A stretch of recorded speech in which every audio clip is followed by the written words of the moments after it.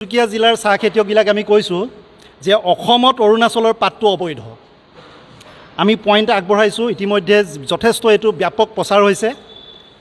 আমি কৈছোঁ অসমত যদি অৰুণাচলৰ চাহটো অবৈধ, অসম চৰকাৰৰ স্থিতি মানে স্পষ্ট কৰক তেওঁলোকৰ স্থিতিটো, যে আমাক চেলেঞ্জ কৰক যে তোমালোকে মিছা কথা কৈছা। আমাৰ মুখ্যমন্ত্ৰী ডাঙৰীয়াই কওক যে তোমালোকে ভুল কথা কৈছা। আমি তেওঁক চেলুট দিম। তেওঁ একদম স্পষ্টভাৱে কওক যে অসমত অৰুণাচলৰ পাতটো অবৈধ হয় নে নহয়। যদি হয়, এতিয়ালৈকে কিয় বন্ধ কৰা নাই? এই সাহসটো তেওঁ দেখুৱাওক, আৰু এই সাহসটো প্ৰধানমন্ত্ৰী পৰ্যায়লৈকে যোৱা ব্যৱস্থা তেওঁ কৰক। তিনিচুকীয়া জিলাত খেতিয়কৰ 13-14টা সমস্যা আছে, কিন্তু আজি আমি যিখন আলোচনা চক্ৰত বহিলোঁ, সদৌ অসম ক্ষুদ্ৰ চাহ খেতিয়ক সন্থাৰ অতীতত কেনেকুৱাকৈ কি কাৰ্যপন্থা লৈছিল আমি জানো যদিও সকলো নাজানো, কিন্তু তিনিচুকীয়া জিলাৰ নেতৃত্বত আজি আমি 26টা দল সংগঠনক যদিও মাতিছিলোঁ, সকলো আহিব নোৱাৰিলে, কিন্তু প্ৰায় সংখ্যকে আহিলে। আহি আমাক তেওঁলোকে এটা প্ৰতিশ্ৰুতি দিছে যে এই অৰুণাচলৰ পাত বন্ধৰ কাৰণে তেওঁলোকে যি কৰিব লাগে চব কৰিম। এই প্ৰতিশ্ৰুতি আমাক তেওঁলোকে দিছে। গতিকে তাৰ ওপৰত আমি বিচাৰ বিশ্লেষণ কৰিম। আমি কৈছোঁ যে অসম চলাবলৈ অসমৰ মন্ত্ৰীসভা আছে, 126টা বিধানসভাত MLA আছে, তেওঁলোকে আইন বনাওক। আমি খেতি পথাৰত থকা মানুহ, আমি অৰুণাচল আৰু অসমৰ সীমামূৰীয়া গেটবিলাকত গৈ আমি অন্য সংগঠনৰ দৰে ৰোড ব্লকেট কৰা আমি সংগঠন নহয়। চৰকাৰক আমাৰ কথাটো স্পষ্টভাৱে দিছোঁ। আৰু MLA মন্ত্ৰীসকলে যে দৰমহা পায়, অসমত যে MLA মন্ত্ৰীসকলে দৰমহা লয়, এই দৰমহা কাৰ পৰা পায়? ক্ষুদ্ৰ চাহ খেতিয়কসকলে যে প্ৰডাকশ্যন কৰোঁ, ঘাম পেলায় মাটিত, আমাৰ পৰা যে চৰকাৰে টেক্স পায়, সেই পইচাৰে তেওঁলোকে দৰমহা পায়। আৰু তেওঁলোকে এইটো সময়ত আমোদ মানে বিনোদনৰ কাৰণে বিদেশলৈ যায়। লাজ নাই তেওঁলোকৰ। আৰু এইটো সময়ত আমি চাহপাত কাটিব লগা অৱস্থা। আমি চাহপাত কলম কৰোঁ ঠাণ্ডা দিনত, নৱেম্বৰ ডিচেম্বৰ মাহত। এতিয়া আমি জুন মাহত আমাৰ খেতিয়কে চাহপাত পেলাব লগা হৈছে। গতিকে হিমন্ত বিশ্ব শৰ্মা ডাঙৰীয়া দক্ষ মুখ্যমন্ত্ৰী যদি ভাবে এই অৰুণাচলৰ পাত যে অবৈধ, এই কথাটো তেওঁ চেলেঞ্জ কৰি দেখুৱাওক যে তোমালোকে ভুল কথা কৈছা। আমি কৈছোঁ যে অসমত অৰুণাচলৰ পাত অবৈধ। অকল গ্ৰীণ লিফে নহয়, কেঁচা পাতেই নহয়, পকা পাত, ডেট মিনছ মেট্টি। 7খন গেটেদি অৰুণাচল অসমৰ 7খন গেটেদি যি কেঁচা পাত আহিছে, সেই কেঁচা পাত বন্ধ কৰাৰ সাহস দেখুৱাওক। আৰু 2 নম্বৰ যি মেট্টি, তাত 14টা ফেক্টৰী আছে, সেই ফেক্টৰীবিলাক বৈধ অবৈধ আমাৰ মতলব নাই। অৰুণাচলৰ লগত আমাৰ কোনো সংঘাত নাই। অৰুণাচলৰ লগত আমাৰ এটা ধুনীয়া তেজৰ সম্পৰ্ক আছে। 7 ছিষ্টাৰ্ছ, 8 ছিষ্টাৰৰ ভিতৰত আমি পঢ়োঁ। আৰু প্ৰধানমন্ত্ৰী ভাষাৰে কৈছোঁ অস্ত্ৰলক্ষ্মী।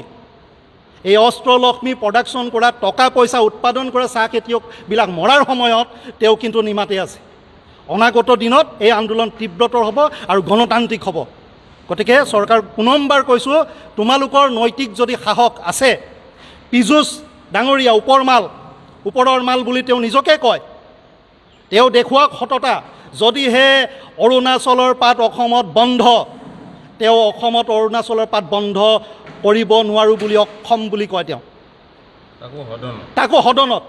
ইমান নিলজ্জ কথা থাকে নেকি? আৰু তেওঁ দৰমহা কিন্তু আমাৰ চাহ খেতিয়কে ঘাম পেলাই উৎপাদন কৰা কেঁচা পাত মেট্টিৰ পৰা তেওঁলোকে দৰমহা পায়। গতিকে অকল মন্ত্ৰীসভাত থকা মানুহকেইটাই নহয়, এই 26জন যে বিধায়ক আছে, আৰু আমাৰ পৰা যে এতিয়া 14জন নতুনকৈ যে নিৰ্বাচিত কৰি পঠোৱা হৈছে, তোমালোকে অকণমান জাগা লাজ লাগিছে। আৰু তোমালোকক আমি অনুৰোধ কৰিবলৈ নাই, বিনোধ কৰিবলৈ নাই। আৰু চাহ খেতিয়কক এই 1250 টকা পইচা নালাগে। আমি নিজেই স্বাভিমানিক চাহ খেতিয়ক। গতিকে আমাক জীয়াই থাকিব পৰাকৈ আপোনালোকে পলিচি বনাওক। অসমত অৰুণাচল পাতটো যে অবৈধ আমি এষ্টাব্লিছ কৰিছোঁ, আপোনালোকে ইয়াক চেলেঞ্জ কৰি দেখুৱাওক। আৰু সেই চেলেঞ্জ যদি আপোনালোকে ল'ব পাৰে, তেতিয়া আপোনালোকে যুগে যুগে আমি চাহ খেতিয়কবিলাকে আপোনালোকক ভোট দি থাকিম। কিন্তু আমাৰ বিপদৰ সময়ত আপোনালোকে মনে মনে থাকিব। লগতে ৰুলিং পক্ষ আৰু বিপক্ষ, এই 126জন বিধানসভাত থকা MLA-সকলে এই কথাখিনি ভালকৈ ভাবক। অনাগত দিনত এই বিষয়টো কি ৰূপ ল'বলৈ গৈ আছে আপোনালোকে ইয়াৰ পিছত অনুধাৱন কৰিব। অকণমান আপোনালোকৰ লাজ লগোৱাক। ধন্যবাদ। ভৱিষ্যত পৰিকল্পনা এটাই, আমি এই গোটেই কথাখিনি মাজত যোৱা বছৰ deputy commissioner deputy director industry and কমাৰ্চৰ লগত আমাৰ ধুনীয়া ডিছকাশ্যন হ'ল, ফলাফল শূন্য। মাজত 5 দিন ফেক্টৰী বন্ধ কৰি দিলে 1 জুনৰ পৰা। তাৰপিছতে চিফ ছেক্ৰেটেৰীৰ লগত আলোচনা হ'ল শূন্য।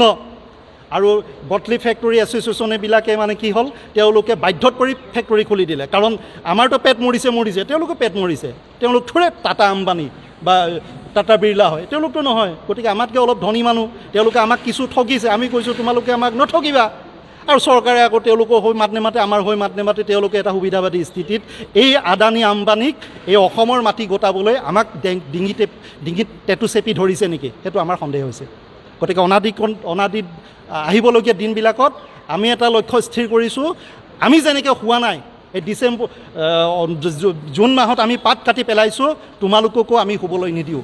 আৰু এই একেটা কথাকে কৈছোঁ, 126জন বিধানসভাৰ MLA, তোমালোকে অলপ লাজ কৰা ভাই। তোমালোকতো অসমৰে অসমীয়া বুলিতো কোৱা, ভোট লৈ তোমালোকে ঘৰখিনি ধুনীয়াকৈ সজোৱা। লাজ কৰা ভাই, লাজ লাগিছে।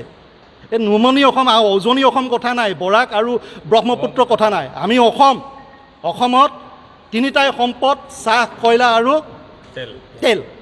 চাহ উদ্যোগটো অসমীয়া হাতত আছে, অসমীয়া মানুহৰ পক্ষতে চৰকাৰ নাই, সেইটোৱে কথা। গতিকে অৰুণাচলৰ মানুহখিনিৰ প্ৰতি আমাৰ চৰকাৰখন দায়বদ্ধ হ'ব লাগেনে এই অসমীয়া মানুহৰ প্ৰতি দায়বদ্ধ হ'ব লাগে, এই প্ৰশ্নটোতো কৰক। তেওঁ ল'ৰাই, মুখ্যমন্ত্ৰী ল'ৰাই 17 বছৰত 18টা কোম্পানীৰ মালিক হ'ব, আৰু আমি 10 বিঘা বাগিচাৰ আমি পতা নাপাওঁ। কেনেকুৱা ধৰণৰ কথা ভাই? তেওঁৰ মানে পৰিবাৰে আহি আমাৰ খুবাং চাহ বাগিচা কিনিব, বিভিন্ন চাহ বাগিচা কিনিব। আমাৰ থকা চাহ বাগিচাখিনি এতিয়া তেওঁলোকে আকৌ আমাৰ পৰা কাঢ়ি লোৱা ষড়যন্ত্ৰ। অলপ লাজ লগা। আৰু তেওঁৰ পৰিয়ালবৰ্গ কওক, হিমন্ত বিশ্ব শৰ্মাক, তেওঁৰ ল'ৰা ছোৱালীয়ে কওক, আমাৰ কথাখিনি কওক। কিমান কম আৰু? আহিবলগীয়া দিনবিলাকত ইয়াৰ কিন্তু প্ৰশ্ন উত্তৰ দিব লাগিব আমাৰ দক্ষ মুখ্যমন্ত্ৰী ডাঙৰীয়াই।